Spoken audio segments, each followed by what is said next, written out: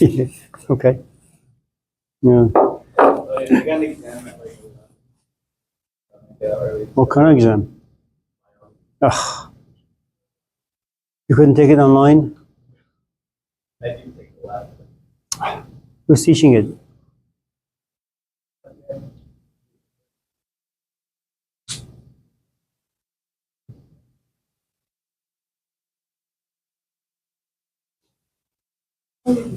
Good luck. Yeah. Is that your major, biology?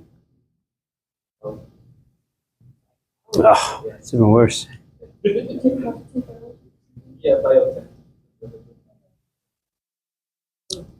And you're doing psychology because?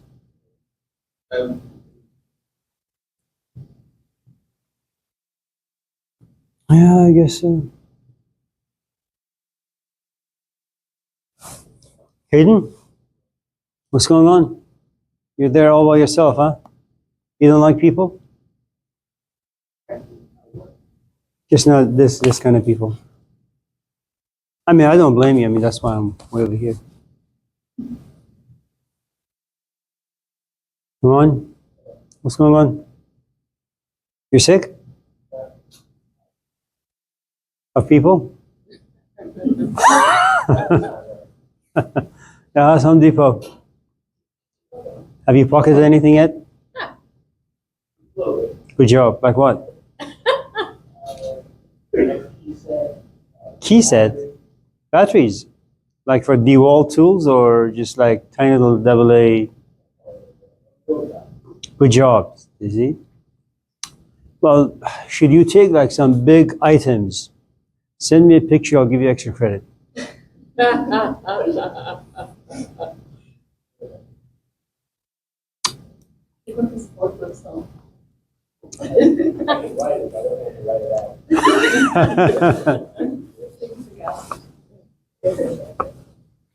Yeah.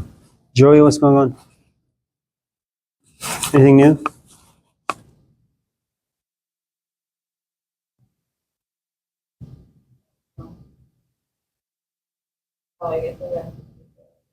You got what?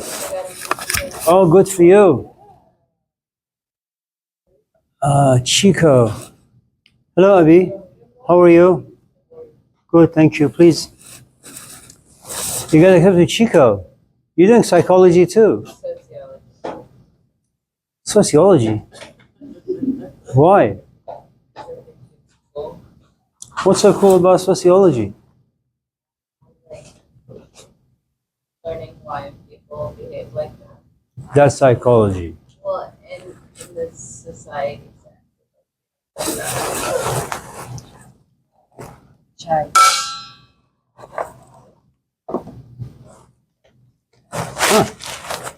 Thank you. For those of you who have not eaten anything, drank anything, Hayden, you like drinking?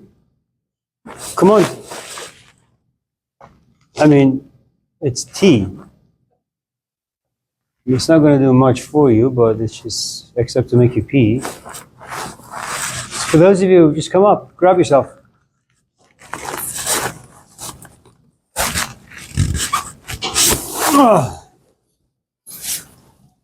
Avi, thank you.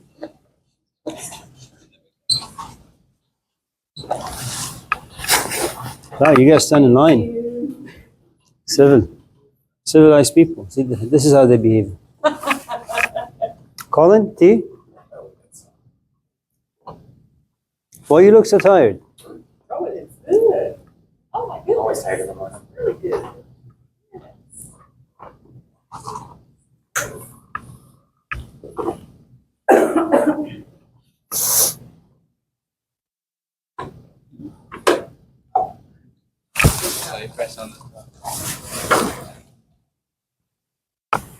Avi, who was in the office on Thursday? Was it Thursday? Was it a bunch of people? Is she okay?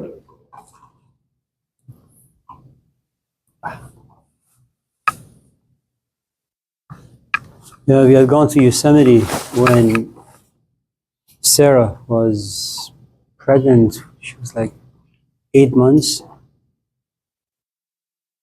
And we saw a couple of bears just being very, very close to the window. And I thought she was going to deliver.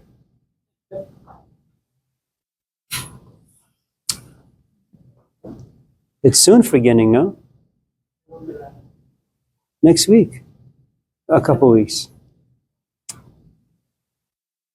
Children.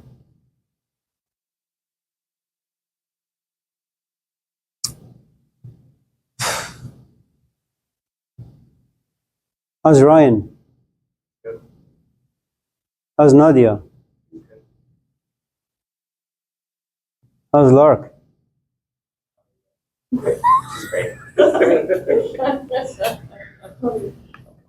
He's good. Well, you didn't ask how Ryan is. I'll try it. He's good.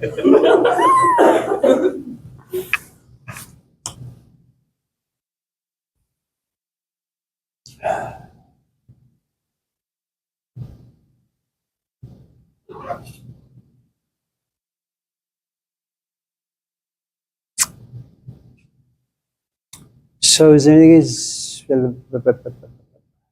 you want to talk about? Tell me. Kindness and generosity. Oh, who's that? What are you doing here? Oh, I'm sorry. Yes, you're right. Why are you sitting way back there? Ah, you know there are sockets right there. Just in case you want to get closer to people. Just in case, you know. And there's tea here. You know, Ariana Grande loves tea.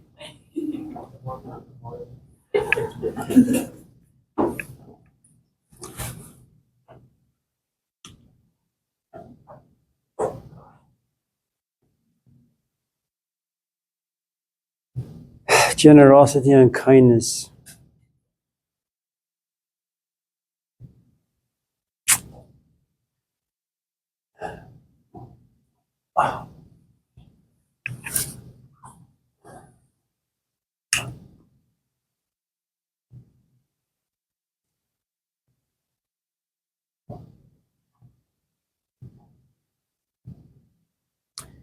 There was a woman some time ago. She's dead now, of course.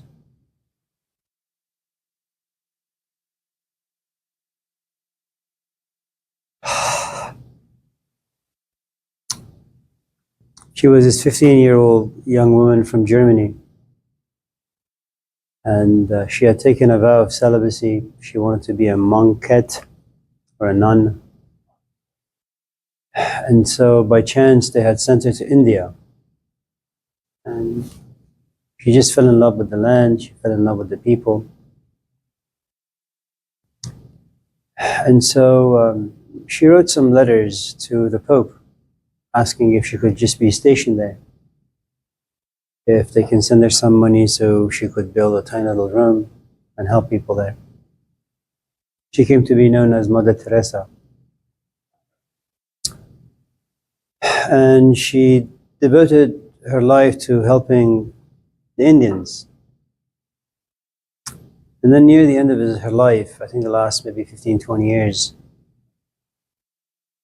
she was constantly in a fighting, wrestling match with God, saying that she no longer really likes to be around people. She doesn't want to help people. And yet she feels obligated, you know. Hello?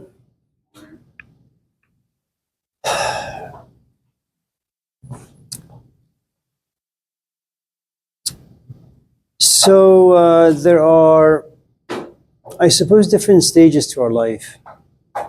There are the stages that you yourself go through, and then there are stations or stages where you see people. Stages basically mean that, you know, it's kind of like mood swings. You know, that's what a stage is. You kind of enter into a stage, you stay there for a while, and then you move on. The station is you're just angry all the time. And once in a while, you're nice. But your station is one of anger. So station is more permanent, whereas stages you just enter and then you exit after a while.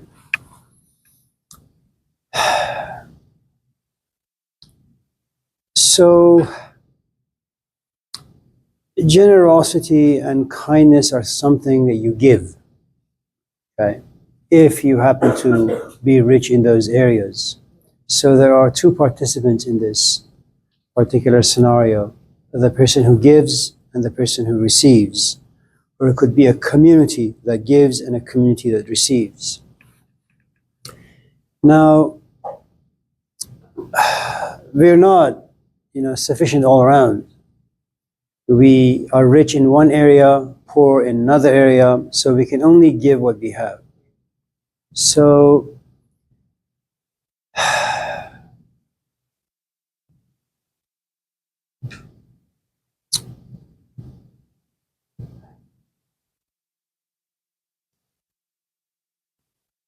sometimes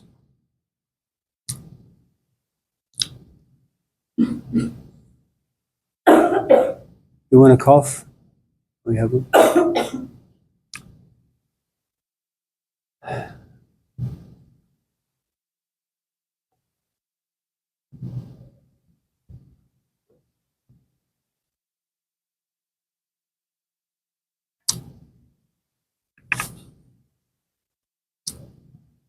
If you were to cut yourself in 5 different sections, there is a part of you that's just physical.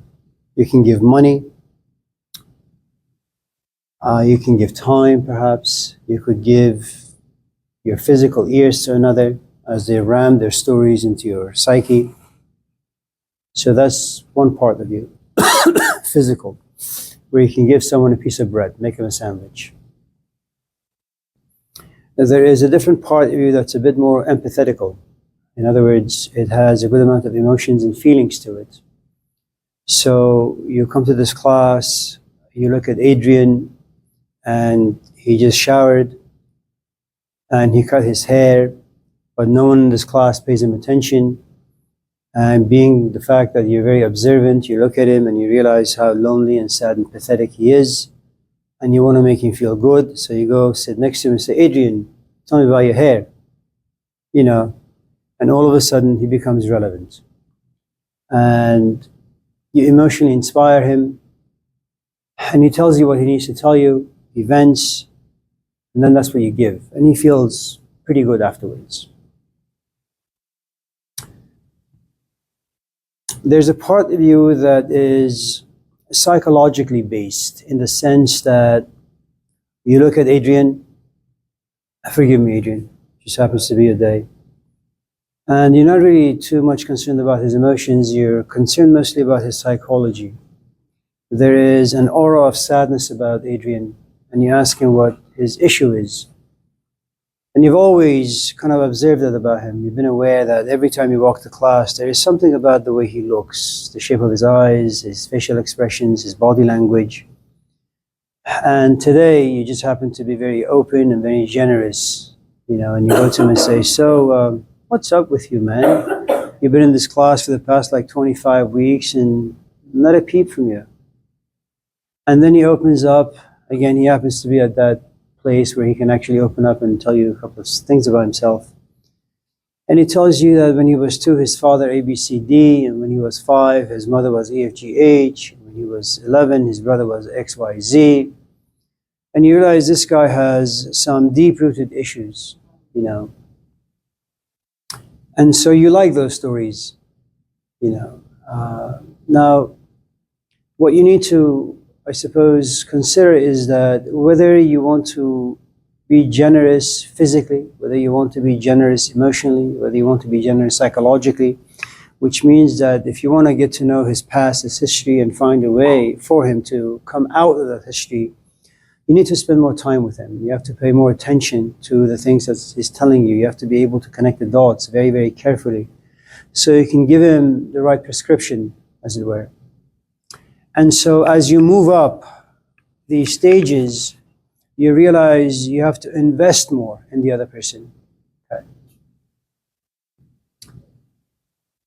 And the more that you need to invest, the more time you have to give.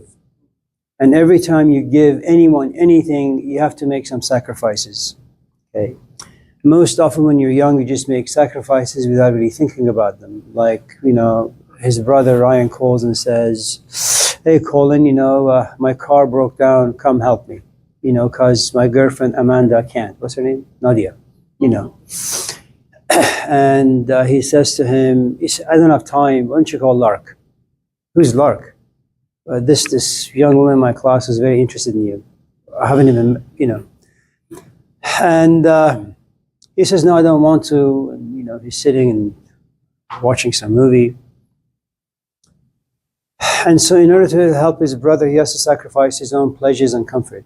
He gets himself off the sofa, gets in the car, drives his brother. So remember, in helping anyone for anything at any stage, you need to make some sacrifices. And the more aware you are of your own capacities, of time, of what you have to give away, the more you're concerned as to how much, for whom, and why. The next is, like Adrian raises his hand and says, "I've read a few things about Malcolm X or Plato. I don't really get it. What do you think he means?" Now you look at Adrian and you say, "Well, for the past 7 weeks in this class, every class meeting he raises his hand, he asks really, really good question. And when he asks this question about Malcolm or Plato, he sounds quite earnest and honest and sincere. And so you look at him and say, I have some time after class. If you want, we can sit and go over this stuff." And so in trying to make him understand, for example, what Plato means by the world of ideas, you spend, an hour of your life giving it to him.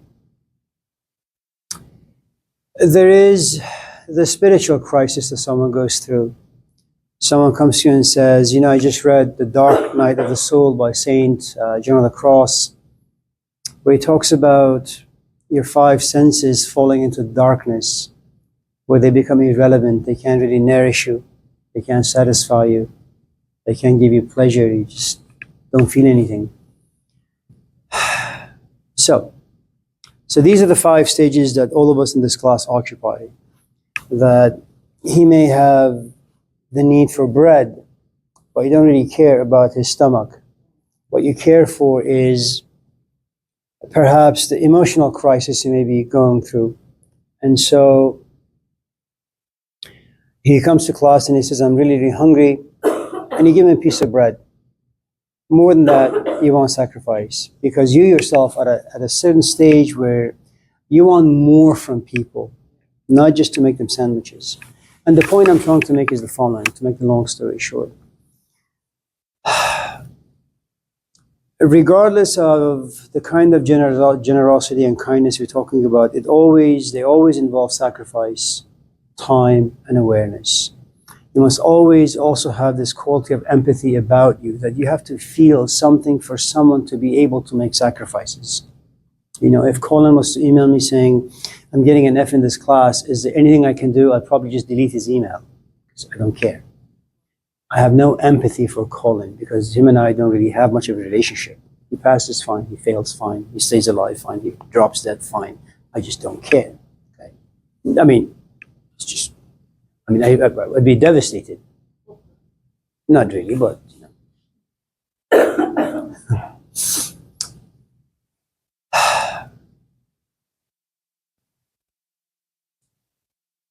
Tyrant. Ariana Grande. Without Ariana Grande, Tyrell's life is just a mess. Sad, depressed, isolated, lonely. Goes to church screaming, crying, no help from God. I have no empathy when it comes to that. I just don't care.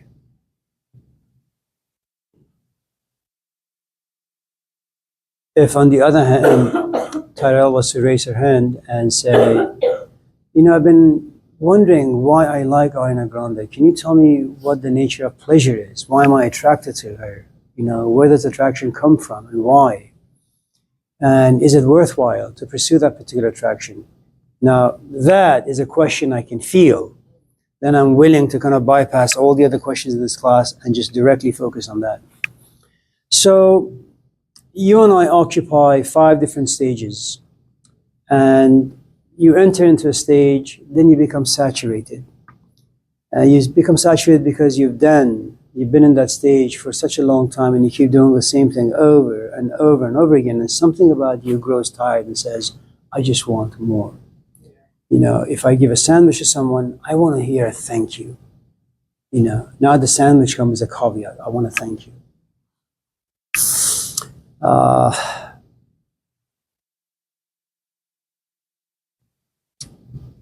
So in many ways, really, it depends on your own awareness of where you are in life, how much you value time and energy that it takes to give anything, you know.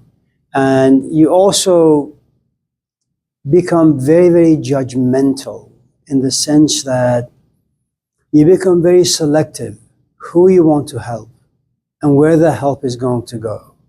And it may sound a little weird, but the truth is, all of us in this class have been there, where you're walking the street, say on Telegraph in Berkeley, and there are 2 people sitting.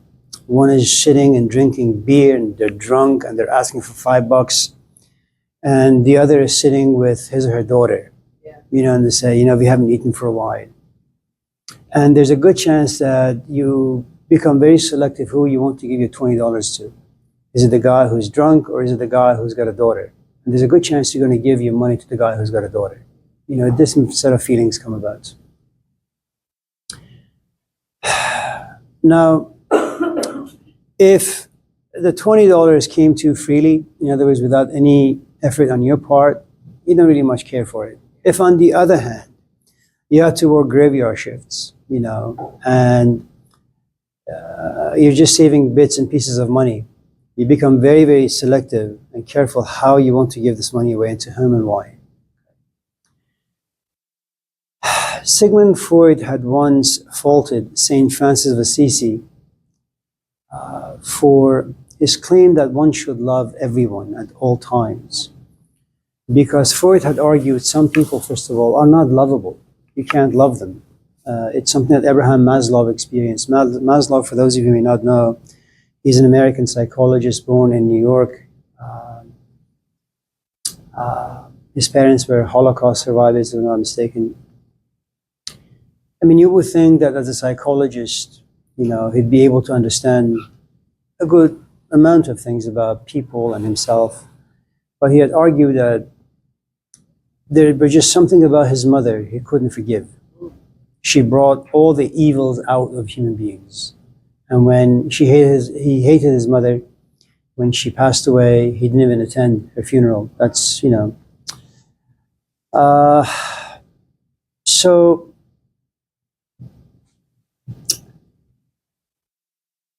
yeah.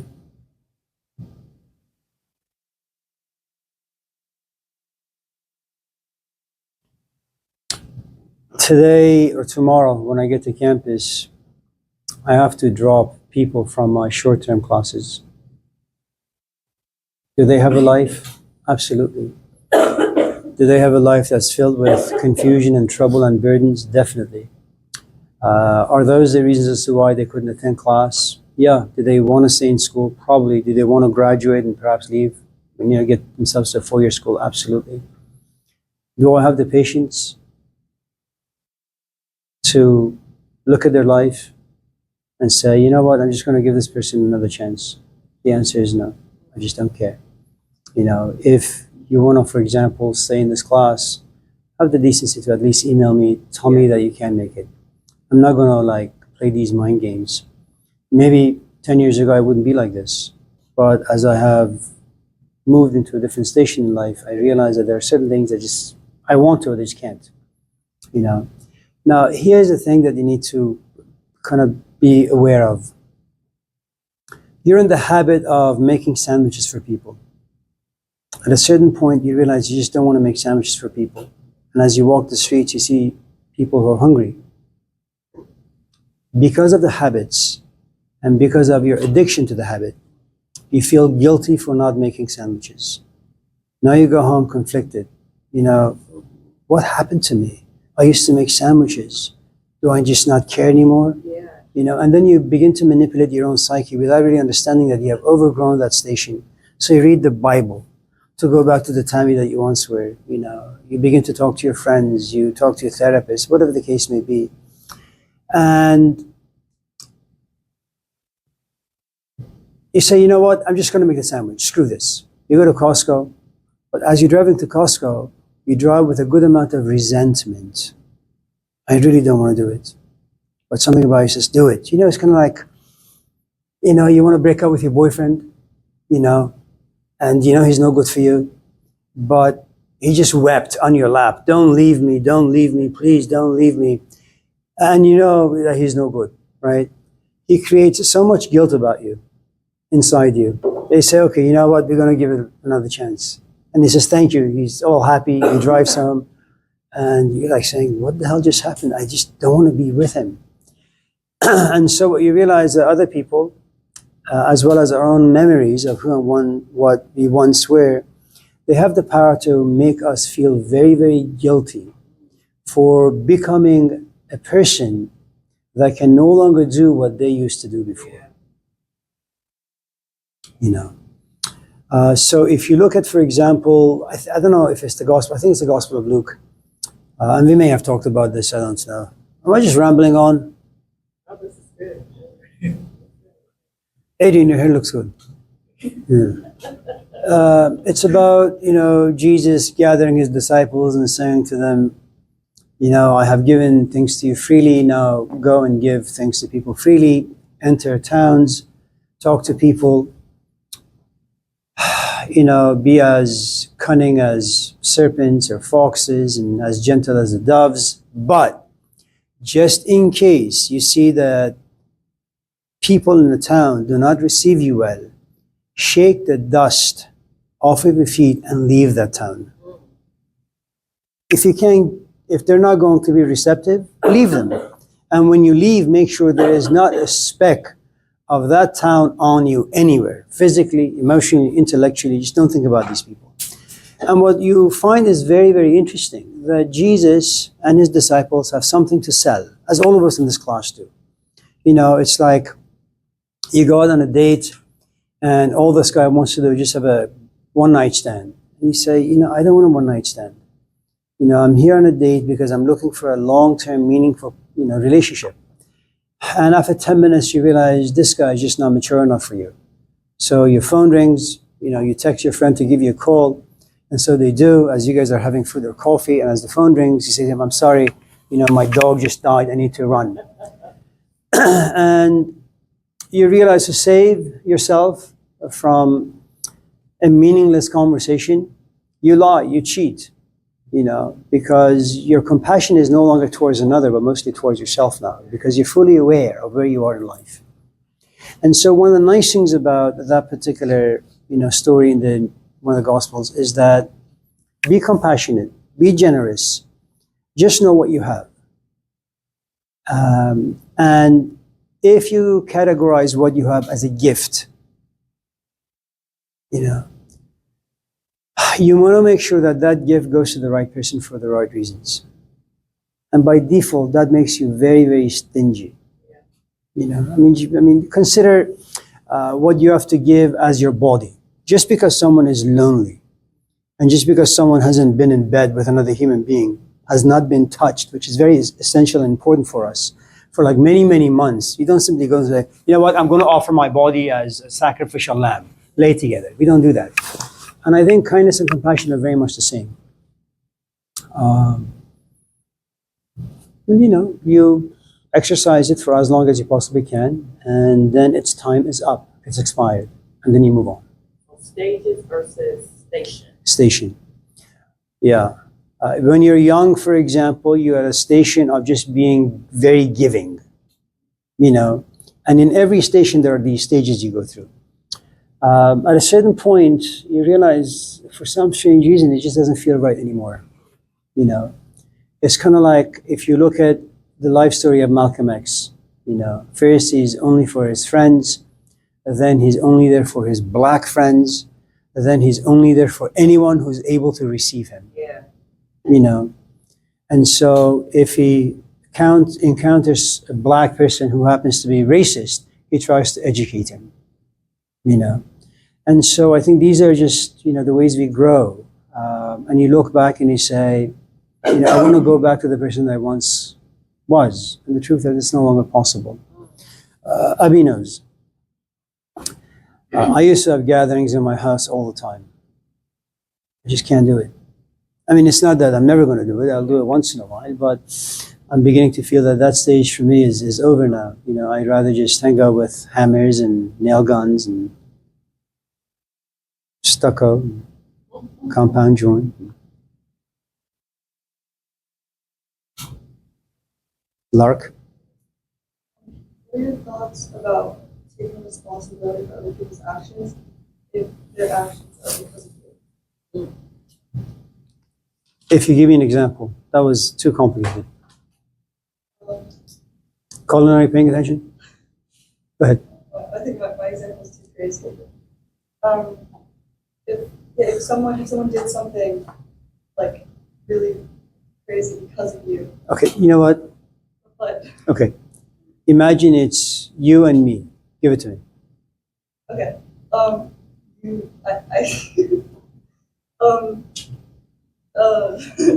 you attempt suicide and end up in a mental institution. And when we were talking, we had a talking stage. I didn't know that you were mental institution. So I was being detached in a relationship. And so I directly affected your rash actions that led you to the mental institution. So, you and I meet at a coffee shop, or we're just friends. But like Adrian, I'm climbed up. I don't tell you about my past. But as you and I are talking, you realize that I'm just emotionally in bad shape, and you try to be Dr. Phil. Right? You beat me up emotionally, intellectually. I'm weak. I'm sad. I'm pathetic. No. You try to inspire me. No, there was nothing, it just happened. I look at you, I want to kill myself. So, No warning signs. There were no warning signs. for who? For you, Like, before you attempted suicide. the hell are you talking about? No, you mean warning signs that you could tell. I mean, it's not like today I wake up and say, you know what? I'm just going to kill myself. Yeah, I mean, you were mentally unstable, but it wasn't that drastic of a problem. But you, like, Helped, of course. Tried. and so I end up in an institute, and it's all because you opened Pandora's box for me. You feel, at least. You think. Yeah, maybe.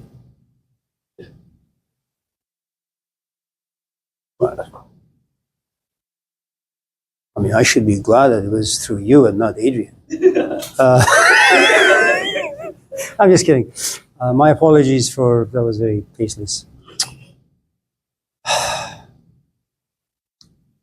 I'll make it simpler. Should we take responsibility for other people's actions?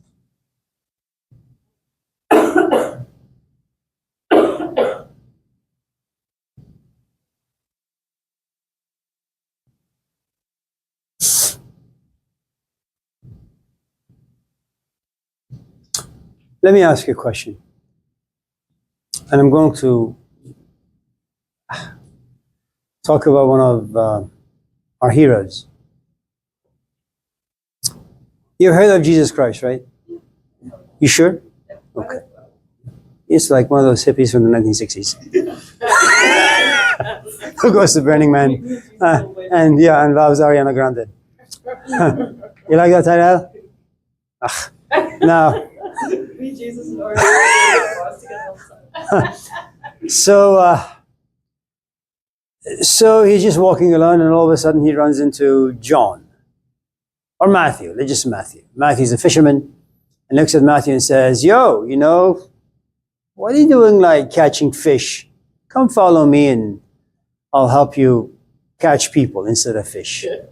You know, I'll show you a different kind of a net and a different way of throwing this net. And what you catch are people. So there is a magnetism of Jesus. There is his charisma. There are his beautiful blue eyes and his dark olive skin and his long, oh wait, he was bald. So he had no hair. It was like Dr. Phil.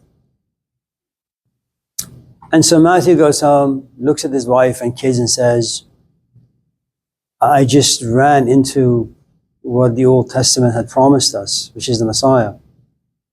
I'm going to leave. His son runs to him and says, Dad, don't leave us. Please don't leave us. I love you. Son, I'm doing God's work. Get away from me. You evil. Again, the son cries and screams, Dad, please. And his wife, the kid's mother, is sitting there and weeping. She's, for the most part, very mute. Matthew pushes his son away and walks away. The son follows him for 5-10 minutes, screaming. Matthew doesn't care. Feeling betrayed, feeling abandoned, the son climbs this mountain, gets to the mountaintop, and jumps to his death.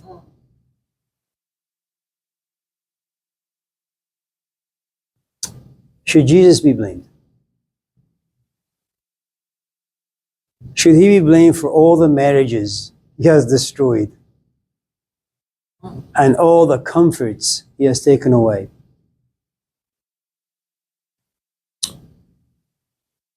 That's why it's always important, acts of generosity and compassion, especially when it comes to things psychological, you know, that one should always reserve them for very specific people in specific situations. Because you don't really know where people are, who they are, what they've gone through. Can I tell you a story? Many years ago, Tyrell, many years ago, I had a student who had come to my class. It was a short-term class. That's all this person needed, this class to graduate with their bachelor's degree. So the first couple of class meetings, her and I would go back and forth. She was very, very feisty. No, you're wrong because of this. No, you're wrong because of that. And I would just look at her and say, no, you're just wrong. No. And so she brings her husband in, you know, this big, bulky dude. And again, she goes back and forth. So, no, you're wrong. In fact, your husband is wrong too. You're just wrong for each other. So the third or the fourth week comes by and she no longer talks in the classroom. She just sits back and listens. Sixth week, she comes to my office. It was an evening class. And she breaks down.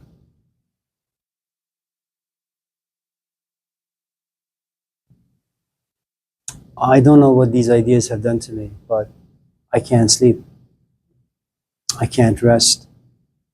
I don't want to hang out with my friends. I don't want to hang out with my husband. I don't want to hang out with my kids. 4 months later, she moves out.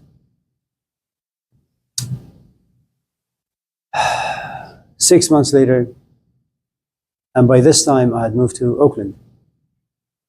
And this person would drive all the way from Sacramento to my religion class in the evening, which was Monday and Tuesday and Wednesday. She would come here and then go back, come here and go back. Then she tried to end her life. I suppose your question is, should I feel responsible?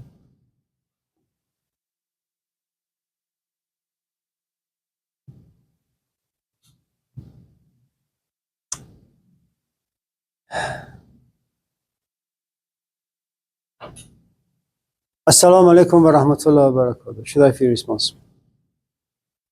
I guess at some level, if she comes to you and she says, yeah, I did ABCD because of the ideas you talked about in class, and EFG happened, and XYZ happened, and it's all your fault.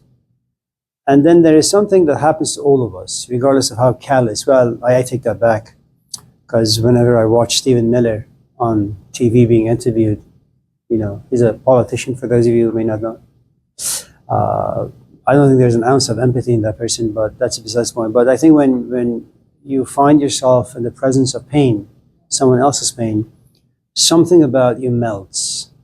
This thing called empathy comes out, and you want to do what you can for this other person, as much as your capacity allows. And so,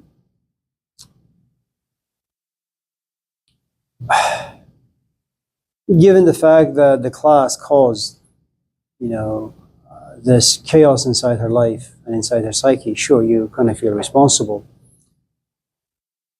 At the same time, you know that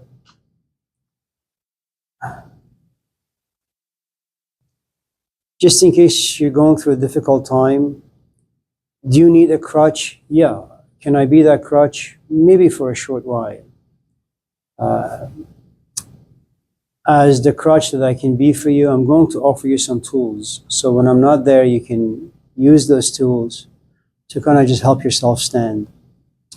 Just in case you don't want to use those tools, and I don't even know if those tools are in your capacity to be used at all. So there are lots of dark gray areas that you're working with. The point ultimately is, yeah, you kind of feel responsible, but there isn't much you can do. One of the things that,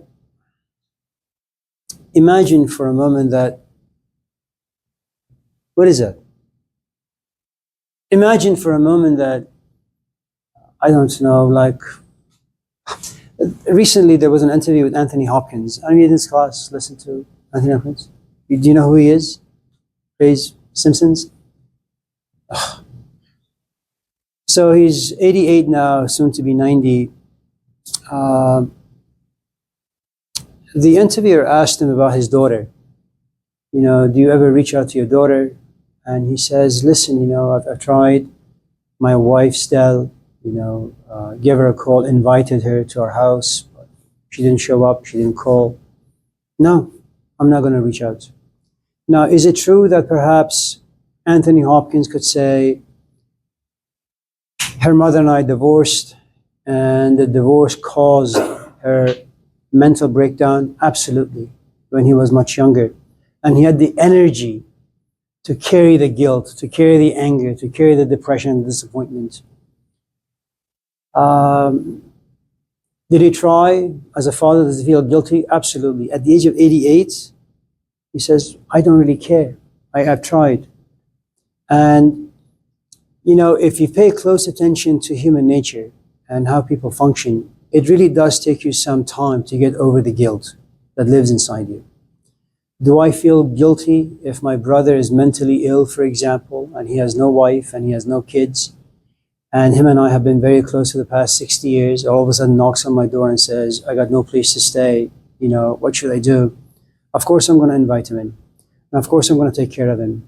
But you must understand that I, as a 62-year-old man, have a garbage bin on the inside. I can only take so much trash, okay? Now, hello. Now, I don't know you, so I can take maybe an ounce of trash from you. My brother, because of our history, I am willing to take 50 gallons of trash, perhaps.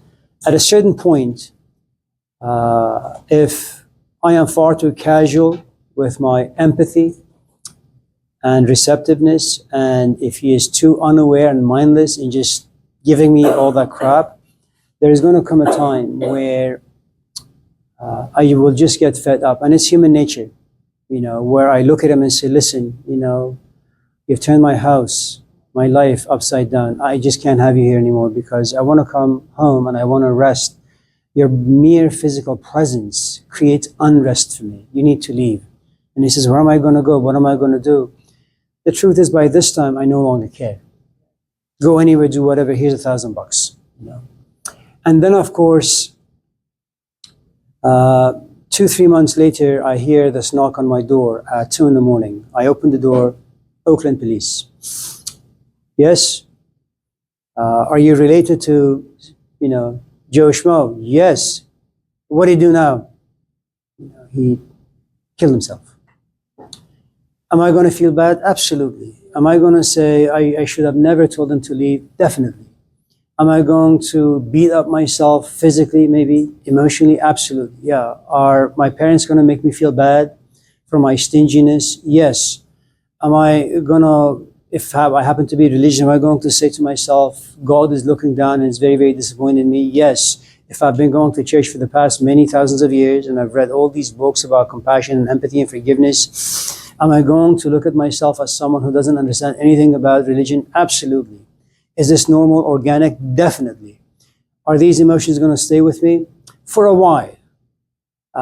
Because the pain of my brother is a loss. Loss creates grief, and these are very emotionally based. My rationality is going to be put on pause. I'm not going to be a rational animal. I'm just going to be a feeling animal. And for the next few weeks, I'm just going to feel really, really bad about who and what I am. And I'm going to cancel all my classes. I'm not worthy to come to class and talk about ethics, whatever that may mean, or philosophy, or religion. I'm just going to stay home and feel bad about the person I've become.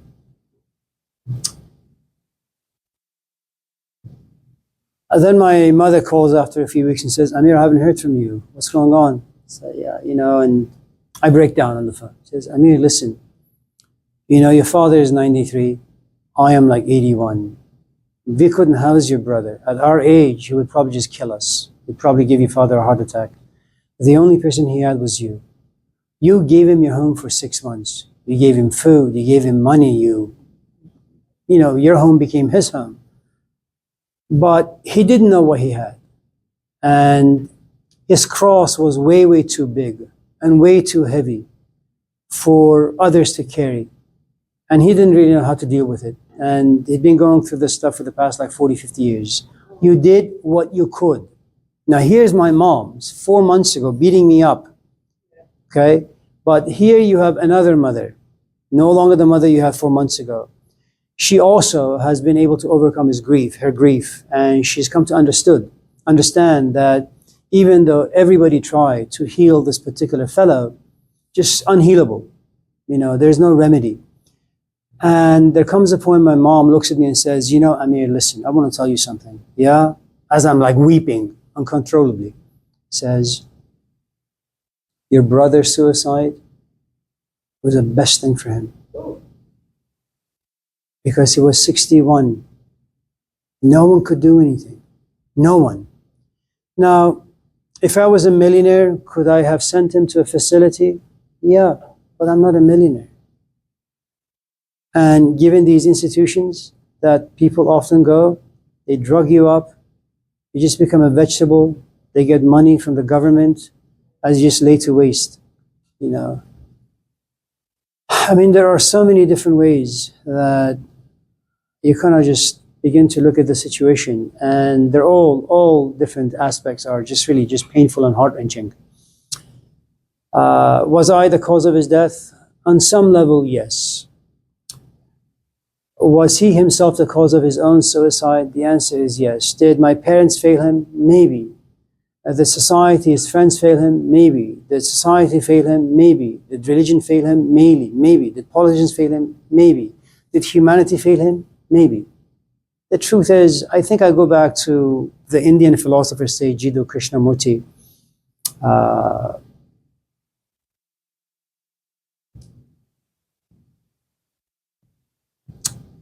I think if you want to be on the team of humanity, and it's a team, the truth is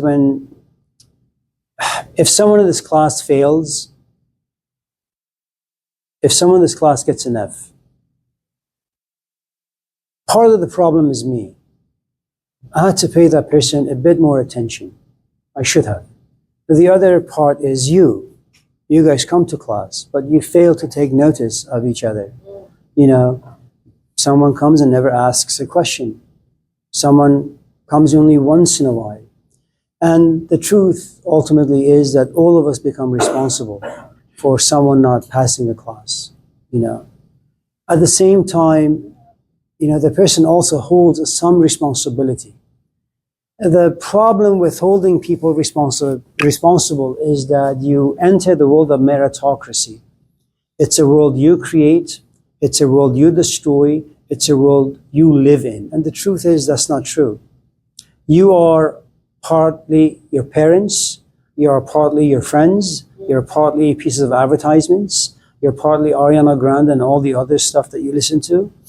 So if you were to examine yourself, if you were to unpack your psychology on the table, you realize Lark really is these small bits and pieces of everything that exists in America. And all the books that you have perhaps read from the Indian tradition and the Chinese tradition, you know. And so,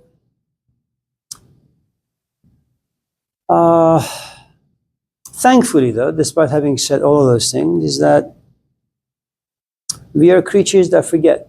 We live in time. Time eventually dims and makes irrelevant all human experiences. You know, my wife's sister passed away a couple of days ago. So every morning, you know, she lights a candle and her picture is there, some flowers.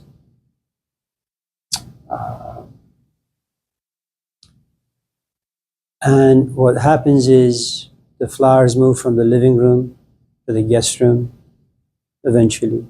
The pictures from the guest room to the bedroom, from the bedroom to the garage, from the garage to the shed. And 10 years later, you go to the shed and you realize that, well, you know, the rats have had a nice time with this photo. And once in a while, you just, you know, think back about your time with your brother, your sister, your mom and dad, and that's it. You know.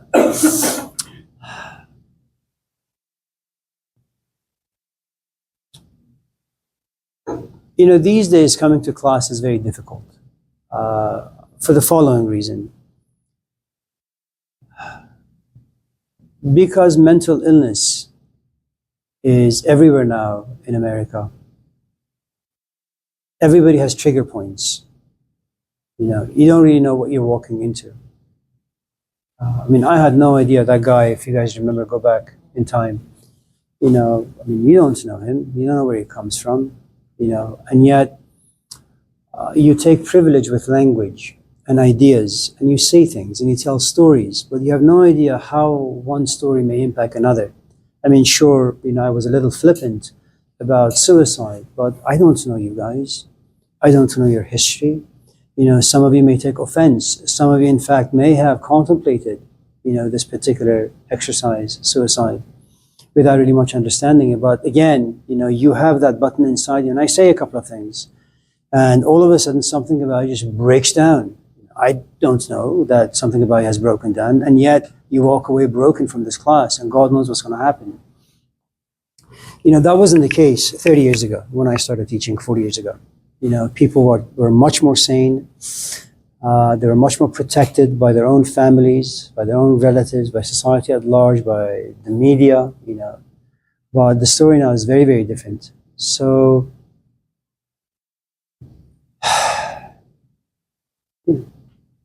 this morning when I went for my walk, they had found a homeless man by the football field. You know, so 3 security officers came forth and just threw him out.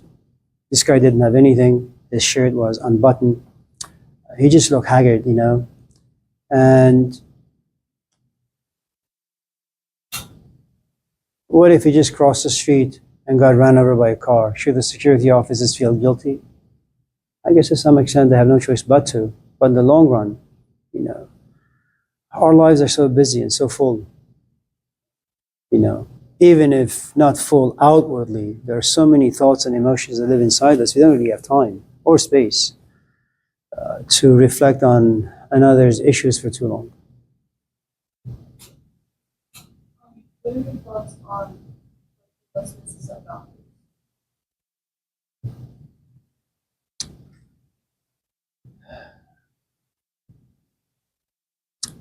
It depends on the situation. So once in a while, I've told Abi, just in case you go home and you don't feel comfortable at your own home, and you feel as if there is one of the things that happened when Anthony Hopkins was being interviewed a few days ago. He was an alcoholic, and so when he's driving and he's drunk, all of a sudden he stops and he says, "Man, I'm really, really drunk. I could have killed myself. I could have killed someone else." So he goes back to his friend in Beverly Hills and says, "I need help." And then he says something really interesting happened to him. He says he heard a voice, it's a masculine voice from inside, said, "Start living your life." And he said, from that point on, that moment afterwards, I no longer drank. Cold turkey. Now, and I say this because of the following reason. Sometimes, for example, you have your own life, and there's nothing wrong with your life, but you hear this voice that, I just want to occupy your physical space that speaks to my interior. Okay? So, her and many others, that just in case you go home and you're in this mood where you just feel as if you can't exist in your own physical body. In your car, come over to the house. You have a back room, just go sit in there. Do I have a family? Yes. Do I have a wife? Yes. Do I have children? Yes. Does she have a husband? Yes. Does she have kids? Yes. Is it right for me, to have no boundaries, that someone whose life is so full, myself, life so full, just have an open door policy? Well, this is a very specific situation. Someone I've known for a long, long time, for the right or the wrong reasons, I trust and I have faith in. And it's an open door policy. You want to come in, come in. You want to make yourself some food, make some food. I don't really care. So when you speak about boundaries, it depends. I mean, look at, for example, my going back and forth banter with Colin. How's Ryan? Fine. How's Nadia? Fine.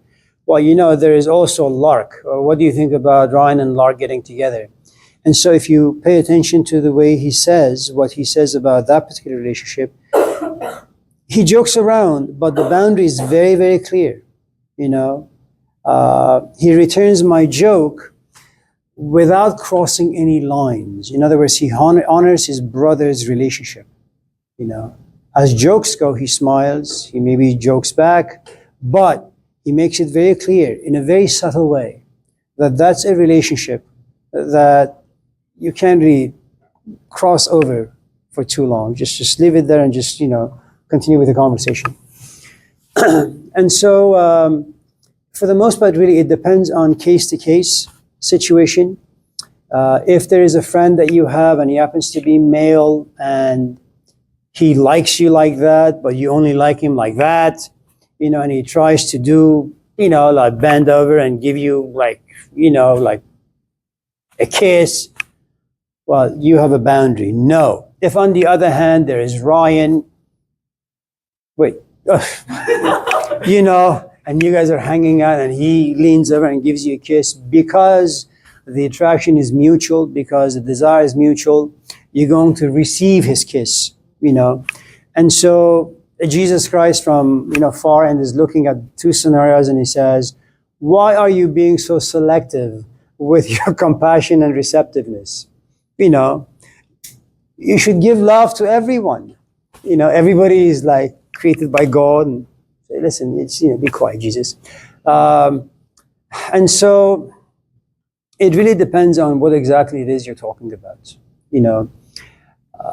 Many years ago when I was first hired, as you can no doubt tell, I'm very intrusive, and most of my analogies have to do with human relationships, and everything revolves around like sex in a very educated way, right? And so we had a secretary, Rochelle, really, really nice woman. She would always say to me, I'm very surprised. We haven't had very many complaints about you. There are some complaints here and there once in a while. Because you cross lines all the time. I cross lines all the time, but I think because of the environment of the classroom, and because of the way people share their own stories, and those stories fit into a philosophical dialogue, no one really takes this stuff personally. So despite the fact that all lines are crossed, and all boundaries are just bent all over the place, everyone seems to be okay. There is the after effect, which is you walk away from the class and then you say, and this is something that happens to all of us, you love someone, you give them 110% of who and what you are, the relationship fizzles out and you feel guilty for everything you've given. Yeah. And the truth is you shouldn't do that. While you were in that particular stage in life, all you could give is love. This stage, all you can give is hate. So these are two very, very different human beings. So,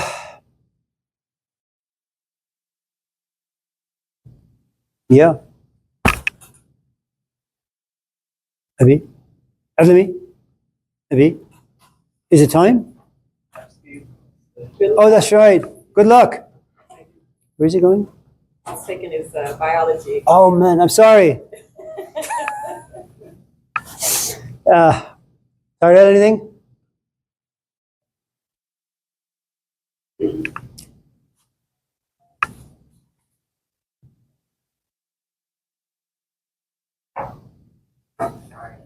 Tyrell, I want to tell you something. در اندرون من خسته دل ندانم کیست که من خموشم و او در فغان و در غوغاست.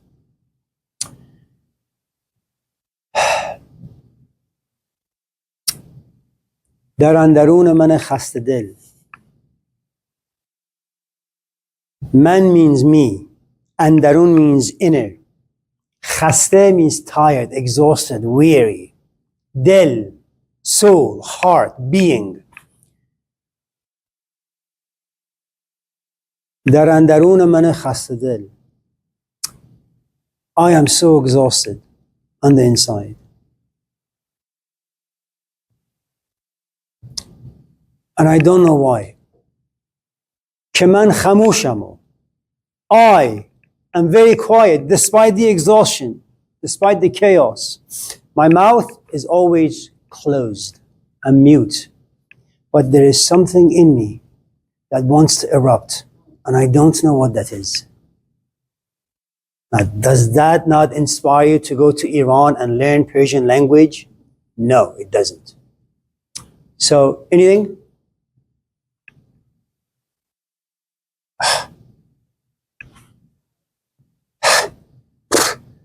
Yes. Sorry for sounding like a cow. Yeah. You know how to work with this, but I see a lot of people that are married, and they're not. I feel like they're together because of the routine. So why do people stay together despite not being happy? Oh, Jesus Christ.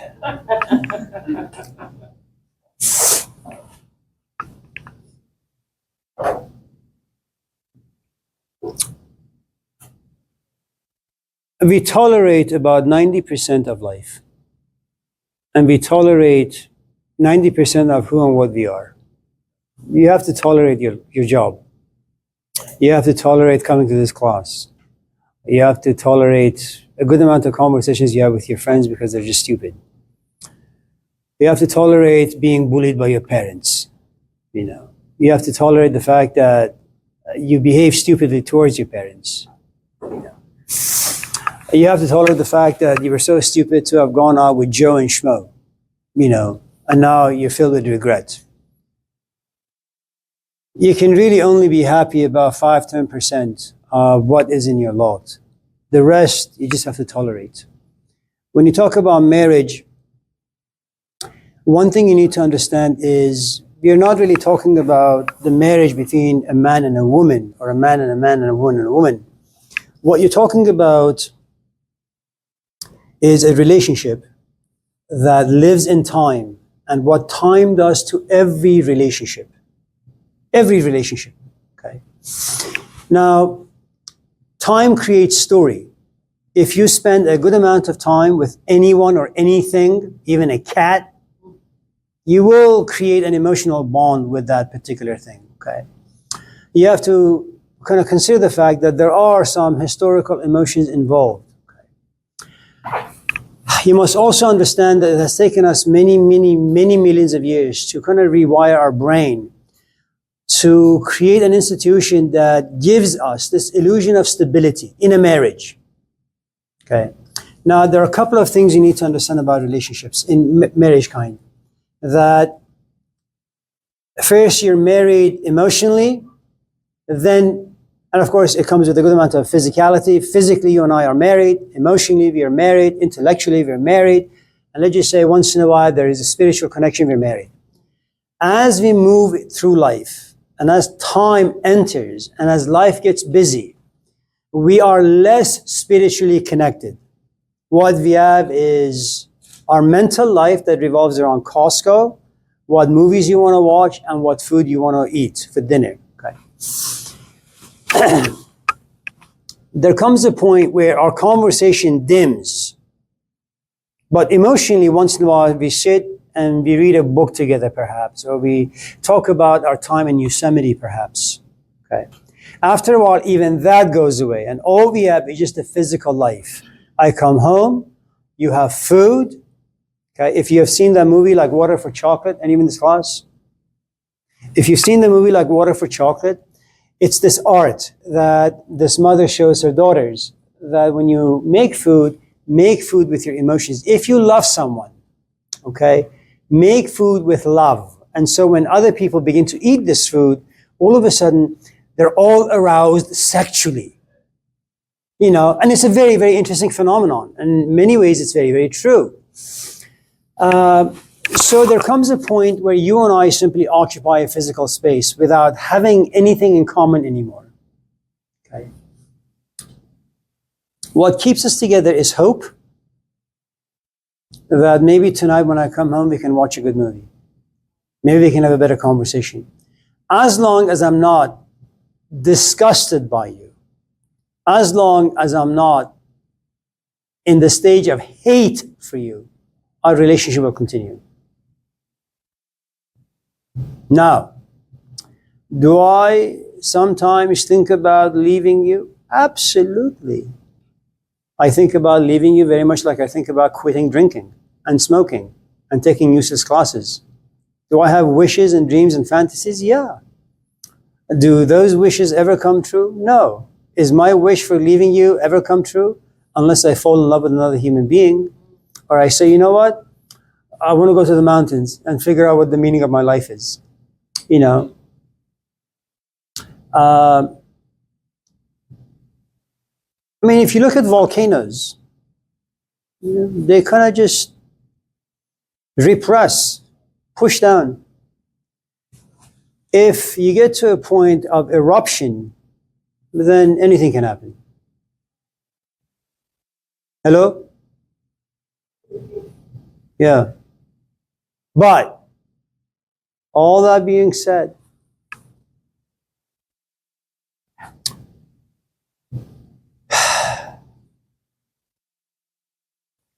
you know all the money that Abi, Tammy, and myself spent on these useless kids that we have? I mean, I'm sure your kids are useful. You know why we spend them? Because what? But why? Sure, part of it has to do with love, but the other part really has to do with there is so much fear about them turning out to be scumbags or just completely useless and a waste, you know. So we spend all this money so that they could hopefully become someone decent. More importantly, that when Tammy and I get really, really old, they could be our cane, our crutch. They're not just going to like throw us in a nursing home and come visit us once every 10 years, you know. Now, we may not be aware of this stuff consciously, but the truth is, deep within, all these truths exist. And I think long-term relationships, and it's a question you should have asked at the beginning of the class because it's really, really good. It's really a savings account for your old age. You're also talking about the American culture. And I don't agree with you that people stay together. Divorce rate is 70%. Yeah. Nobody stays together. Now you have prenups everywhere. You know. And when you say marriage, you need to also understand that in a marriage, you could have completely different lives. I am in this bedroom, the wife is in that bedroom. You know, I have my own set of friends, she has her own set of friends. I have my own party to go to, she has her own parties. Once in a blue moon, we get together, wash dishes, and that's it. You know. Unless there is serious abuse, we should just stay in it. Because you've understood that almost everything under the sun gets boring. You know, I mean, you shouldn't be an emotional junkie. And I guess this day and age, you should experiment. You know, just go out with guys and gals to kind of refine your palate. You know, like what exactly it is you're looking for. What sort of a man do you want or a woman you want? What sort of thoughts you want? What sort of thinking process you're looking for? What kind of a history in your companion you're looking for? If you want to look for someone who's like, has a lot of intensity, but that intensity comes from the fact that, you know, he comes from a broken home, well, shit, there's something wrong with you. Or choosing a guy like that. You know, I mean, because if you have come from an unstable environment, you're going to look for someone who is equally unstable because you don't really know what stability looks like. And it frightens you. Stability demands commitment and responsibility. And that's too much for someone who's never seen and experienced it. It's too much. And so you will do whatever you possibly can to sabotage it. Is there a way for you to change yourself? Absolutely. But it means that you have to find the tools, apply the tools over and over and over again until the new are the tools that you begin to use to create your new life and not be governed by the past. Easier said than done. You know, talk to anyone who's depressed and they'll tell you, alcoholics, you know, nobody desires pain. I mean, it's not something we enjoy. We always try to overcome it. The truth is, it's just tough.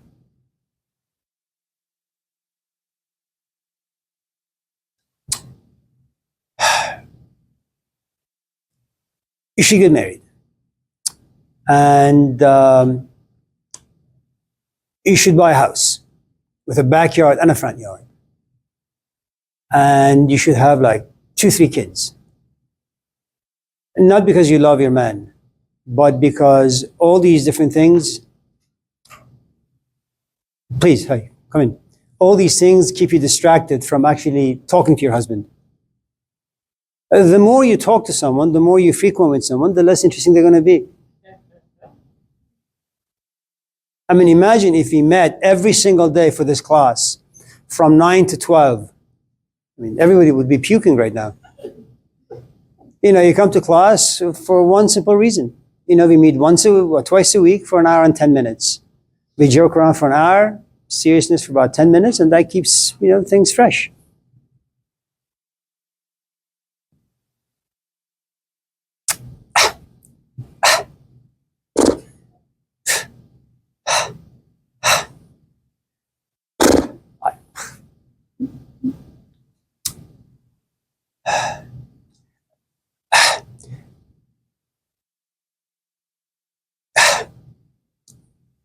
You know, if you're ugly, if you're like physically ugly, for example, if you're married, keep your companion. Because who's going to want you? If you're attractive, you have lots of power. You know, you can dump anyone and next day you have another 50 companions. I mean, what are you looking at here for? So the point I'm trying to make, if in a marriage, you know, you have a very attractive woman and you're a very ugly man, you know, she's going to be coveted by a lot of men, you know, and eventually she's going to grow tired of this ugly looking truck. Are you migrating? So, yeah. Let me just say this last piece and then we'll go home. Look, you should look at marriage as a business. Okay? When my parents first came here with $30,000 in 1985, we were looking at a muffler shop to buy. Thank God we didn't. And we kept asking for the books. And by books, I mean they have to give you 3 years of their tax returns. They kept delaying it and delaying it and delaying it. And we said no to the muffler shop, and then we got the books. They were in the hole all those 3 years. And eventually they went bankrupt. If you want to understand the nature of people and marriages these days, look at the culture. Look at if the culture makes people more on the bankrupt side or the side where they are winning in life. If you look at mental illness, depression, loneliness, most of the ills of society are just going up. And so when you look at marriage, you have to look at it as an institution that's on the verge of bankruptcy, and it has been. Now, should you choose to get married, you have to be mindful of the forces of society. You have to be mindful also of the forces of society that live inside you. You are, Adlami, unhappy, miserable. That's the stuff you're going to take into a relationship. You are confused. That's the stuff. You come from either a broken home or a whole environment. You're going to take your stuff into the relationship, you know. And the truth is the other person may or may not have the capacity for your trash.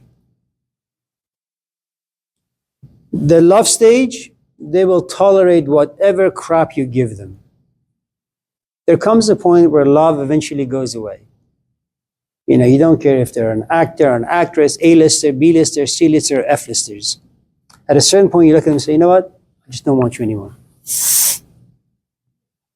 But don't get married. As a woman, finish school, get at least your master's, get a job, save money, you know, and as your mind gets more educated, you begin to look for different qualities in your companion. Right now, you may just like someone who drinks and smokes, like Ryan, you know. When Ryan gets a little bit more mature, you begin to look for someone who doesn't drink or smoke, like, you know, Lark, you know. At a certain point, you come to say, you know what? You know, these 20-year-olds suck.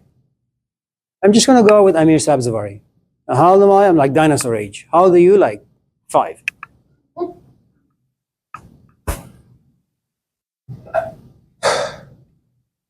What? Is it time to go? What time is it? What? I am really sorry for having kept you an extra 5 minutes. Tyrell, it's good to see you. Tell your mom I said hi. Seriously. You ever going to bring it to class? No. How about if I give you extra credit?